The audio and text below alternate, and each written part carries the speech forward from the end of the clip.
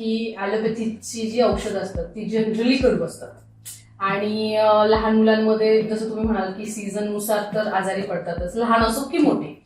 मग लहान मुलांना ही औषधी घेताना खूप एकतर वेळ खाऊ प्रोसेस आहे आणि दुसरी गोष्ट खूप आजारांनीच ती मलूल झालेली असतात आणि रडवेली झालेली असतात. अशामध्ये ॲलोपॅथी शक्यतो त्यांचं असं असतं की नको, कडू गोळी नको किंवा कडू औषध नको.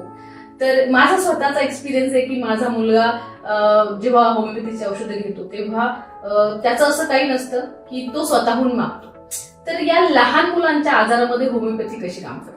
लहान मुलांसाठी तर होमिओपॅथी अगदी बेस्ट आहे. ओके. कारण त्यांची इम्युन सिस्टीम थोडी डाऊन राहते. म्हणजे जसं एज वाईज ते मोठे होत जातात त्यांची इम्युन सिस्टीम पण बिल्डअप होते. त्याप्रमाणेही आपण काही दिवस इम्युनिटी म्हणून पण तशी मेडिसिन देतो आणि त्यांना काही त्रास झाला, ताप असेल, सर्दी खोकला असेल, तरीही त्यावर होमिओपॅथी अगदी बेस्ट आहे.